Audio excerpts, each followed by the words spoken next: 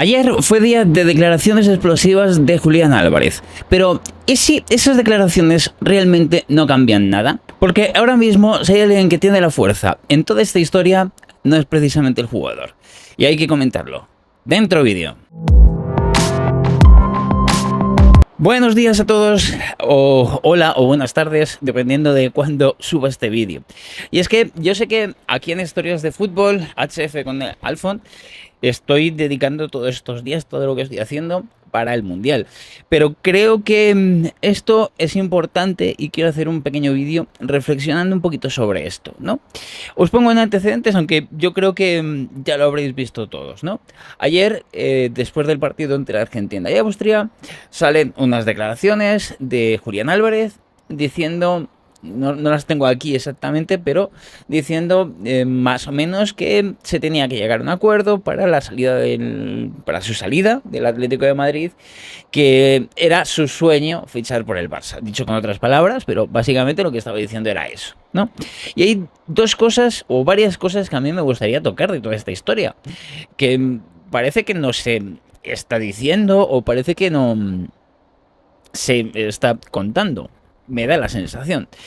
La primera es que, bueno, estamos hablando de un jugador que costó bastante caro al Atlético de Madrid. Es decir, el Atlético de Madrid hizo una inversión bastante grande para hacerse con el servicio del futbolista cuando llegó al Atlético de Madrid procedente del Manchester City, ¿no?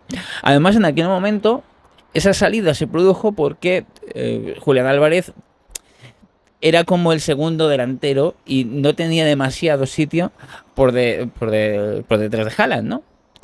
Cosa que podemos ver normal y además yo creo que fue una oportunidad bastante inteligente de parte del Atlético de Madrid, un movimiento bastante inteligente y un movimiento que le podemos decir que le ha salido bien a medias, ¿no? Porque la primera temporada yo creo que fue buena, empezó un poquito renqueante, pero luego sí que llegó a un buen nivel y tuvo buenas cifras. Esta última temporada, las cifras, a ver, no son malas, pero sí es verdad que yo creo que no ha supuesto un crecimiento del futbolista en cuanto a lo que se podría esperar de él en el Atlético de Madrid, ¿no? Que eso también es cierto. Pero más allá de eso, hay cosas que podemos ir pensando, es decir, cosas que yo estoy pensando. Es decir, las declaraciones de ayer, un poquito viendo o haciendo ver que era algo improvisado, ¿no? Pues ahí después del partido, un poco viendo, mira, pues te voy a decir esto. Me parece un poco ridículo porque, es decir, todo estaba muy cantado, que estaba pactado. Estaba muy cantada y además era una información que estaba saliendo en muchísimos medios, ¿no? Julián Álvarez va a salir hoy a hablar y va a decir esto y esto. Eso se sabía desde bastantes horas antes de esas declaraciones. Horas antes incluso del partido. Ya se sabía que al terminar el partido entre Argentina y Austria, Julián Álvarez iba a salir a decir eso. Es decir, no fue nada improvisado, todo lo contrario, fue algo muy pactado y pactado con el único objetivo de presionar. Que puede salir bien, porque es una presión que estás metiendo ya de cara a la opinión pública por parte del futbolista, pero puede salirte regulero, ¿no? En este caso, yo creo que hay cosas que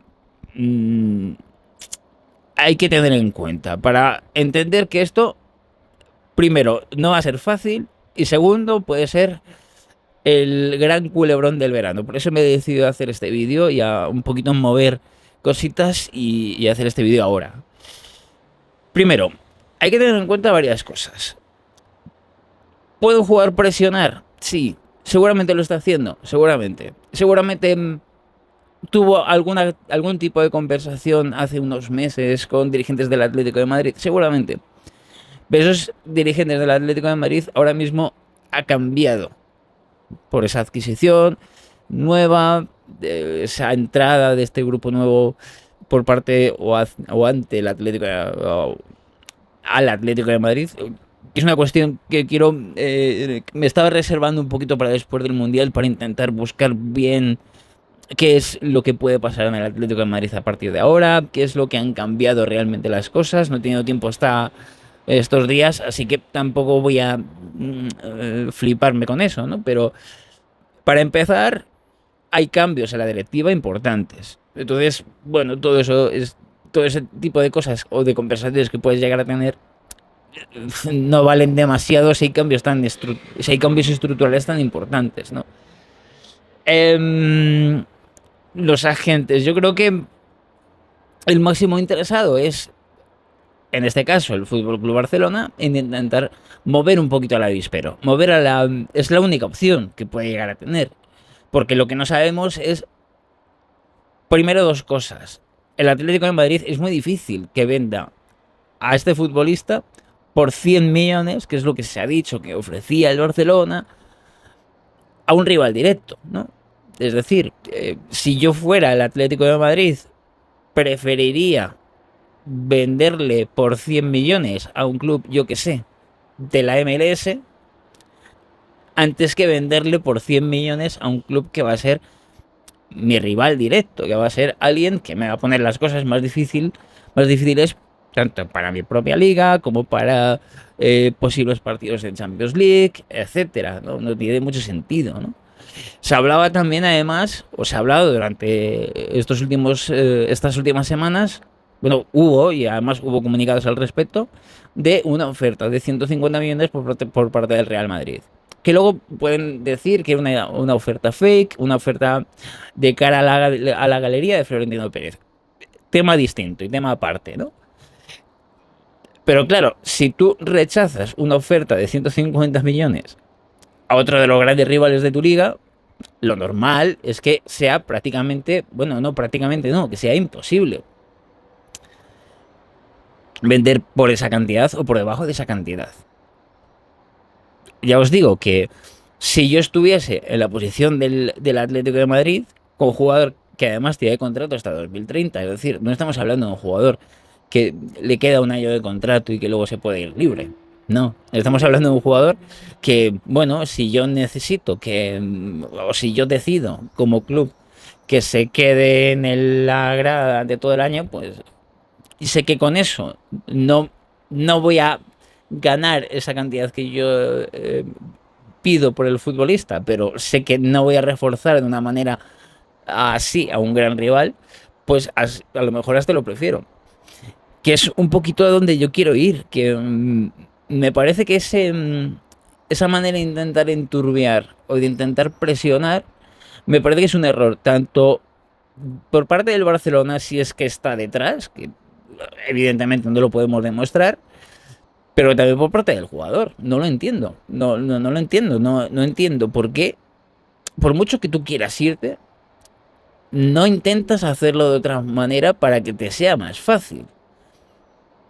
Porque al final, claro, o sea, con todos los números en la mesa, todo lo que hemos comentado, ¿no? Contrato hasta 2030, ofertas recibidas y evidentemente rechazadas por la cantidad que es, ¿no?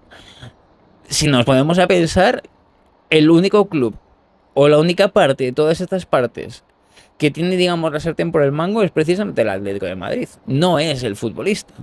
El futbolista no tiene tanta capacidad de presionar como si la tuviera si le quedase un año de contrato. Ahí sí, tendría bastante fuerza negociadora los agentes de Julián Álvarez en este caso para poder hacerlo. Pero con tantos años de contrato, esa fuerza disminuye completamente. Y es un poquito lo que me extraña, ¿no? Lo que pienso en qué juego tiene que haber a nivel de agentes como para meterle en un embolado a Julián Álvarez sin saber ni siquiera si es realmente posible que se haga el traspaso. Porque a lo mejor es imposible, a lo mejor es imposible que el Barcelona llegue a esas cantidades. Y si el Barcelona no llega a esas cantidades, el Atlético de Madrid no necesita vender. No está desesperado por vender, no va a perder demasiado dinero porque tiene un contrato mucho más largo. Entonces, me parece que el movimiento, tanto por parte de los agentes del jugador como por parte del club que se supone que puede estar, que podría darse estar presionando para que eso se circule, ocurra. Y es lo que me llama la atención y quería dar simplemente mi opinión en cuanto a una simple frase. No lo entiendo. No lo entiendo, no entiendo muy bien qué es lo que se espera conseguir.